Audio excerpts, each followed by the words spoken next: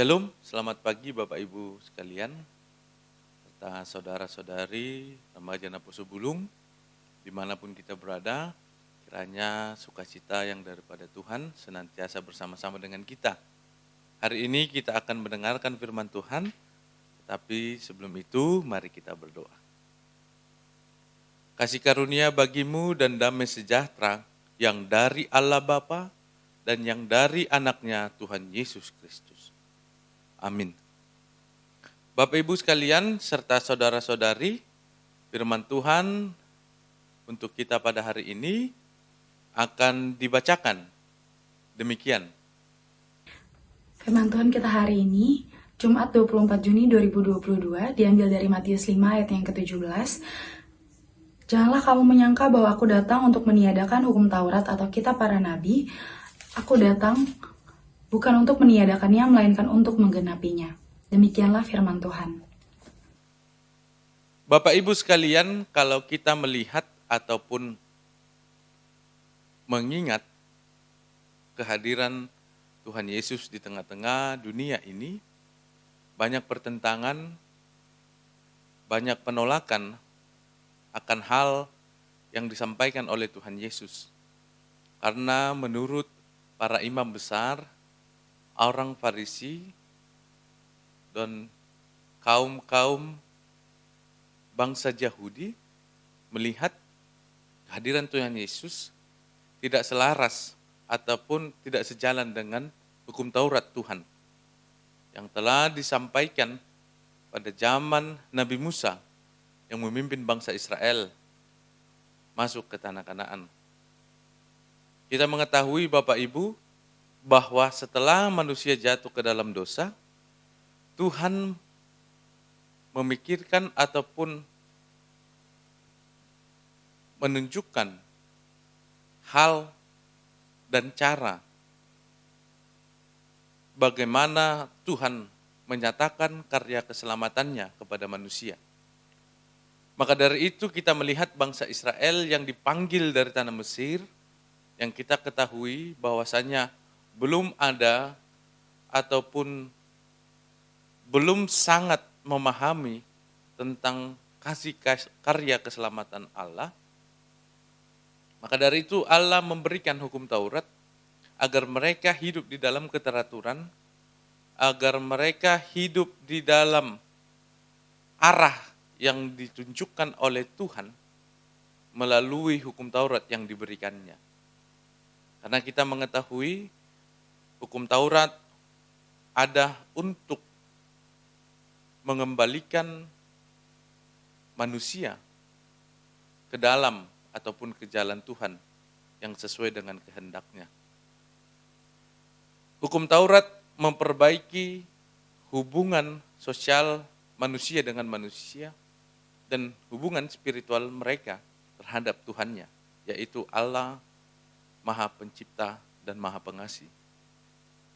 Kita melihat di dalam kebudayaan Israel ataupun di dalam pemahaman bangsa Yahudi, hukum Taurat telah dipecah-pecah. Hukum Taurat telah dibagi-bagi oleh para Yahudi yang mengakibatkan kekakuan dan kebakuan orang Yahudi dalam berinteraksi sosial, dalam memahami kasih karya keselamatan Tuhan, keselamatan Allah di tengah-tengah dunia. Mereka hidup di dalam kehidupan yang sering menjustifikasi manusia, menjustifikasi sesama manusia, karena tidak menjalankan hukum Taurat tersebut. Maka dari itu, hukum Taurat itu, terlebih hukum Taurat yang telah dibagi-bagi, yang telah disederhanakan mereka menurut pemahaman mereka, yang sampai 500 atau sampai 600 pasal yang telah disederhanakan mereka. Ini mengakibatkan manusia tidak hidup di dalam sukacita ataupun tidak hidup di dalam damai maupun kasih yang disampaikan, yang diberikan oleh Allah kepada mereka. Inilah yang mengakibatkan mereka sama mereka itu hidup di dalam justifikasi, hidup di dalam penuduhan-penuduhan, sehingga di dalam persekutuan mereka hidup tidak memiliki percaya diri, hidup di dalam ketakutan, karena mereka menganggap hukum Taurat adalah beban yang diberikan Tuhan kepada mereka. Maka dari itu Yesus hadir di tengah-tengah dunia, ingin menggenapi atau menyempurnakan pemahaman itu. Yang dimana hukum Taurat adalah penyelamat manusia untuk hidup di dalam karya keselamatan Tuhan. Kita melihat Tuhan Yesus menyederhanakan agar hukum Taurat bukan hanya saja menjadikan manusia sebagai orang-orang yang harus hidup di dalam hukuman tersebut. Hukum Taurat bukan hanya saja obat yang ketika kita melakukan dosa, kita mendapatkan hukuman. Atau bukan momok yang menakutkan di tengah-tengah orang percaya. Kita melihat kehadiran Tuhan Yesus menjadi teladan atau pencegah untuk orang hidup di dalam dosa. Karena ketika kita memiliki kasih yang daripada Kristus, hukum Taurat akan dijalankan, akan dihidupi oleh setiap orang percaya di dalam kesederhanaan, sukacita, dan di dalam damai yang telah disampaikan oleh Tuhan Yesus. Maka dari itu Bapak Ibu sekalian, kesempurnaan Tuhan Yesus ini menjadi cerminan bagi setiap orang percaya agar bersukacita dan berpengharapan penuh di dalam kehidupannya. Dan juga menjadi sebuah PR ataupun menjadi sebuah tuntutan kepada setiap orang percaya agar senantiasa hidup di dalam kasih tersebut. Karena kasih mendahului apapun. Apabila kita mengasihi sesama manusia, niat jahat ataupun niat yang tidak baik itu tidak akan tercipta dari diri kita. Sep kasih yang telah diberikan Tuhan Yesus,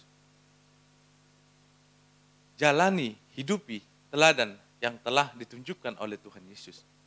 Maka karya keselamatan Tuhan memiliki sambutan daripada kita orang-orang percaya untuk hidup di dalam naungan kasih-Nya. Kiranya kasih Tuhan dapat hidup di dalam kehidupan kita menjalani setiap aktivitas. Tuhan memberkati dan melindungi kita. Amin, kita berdoa. Terpujilah Engkau ya Tuhan senantiasa dalam hidup kami, yang memberkati, melindungi, serta menuntun kami melalui Roh Kudus Tuhan, agar kami hidup di dalam naungan kasih Tuhan. Kami yakin dan percaya ya Tuhan, pengharapan kami yang penuh ini hanya berada di dalam iman kami terhadap anak-Mu Tuhan Yesus Kristus yang sebagai penebus kami. Tolonglah kami ya Tuhan untuk memperbaiki kehidupan kami, agar kami senantiasa dapat berlaku sesuai dengan keinginan Tuhan di dalam kehidupan kami. Tuhanlah yang memberkati kami, pribadi lepas pribadi. Untuk saudara-saudari kami ya Tuhan, remaja Naposubulung dan Bapak Ibu sekalian yang berada dalam persekutuan ini, kiranya Tuhan memberkati kami di dalam setiap aktivitas. Kiranya Tuhanlah yang menuntun kami ketika kami mengalami kebingungan. Kiranya Tuhanlah yang memberikan kami jalan keluar ketika kami berada di dalam blok kehidupan yang memenjarakan kami. Kiranya Tuhanlah yang menghibur kami ketika kami berada dalam kesedihan.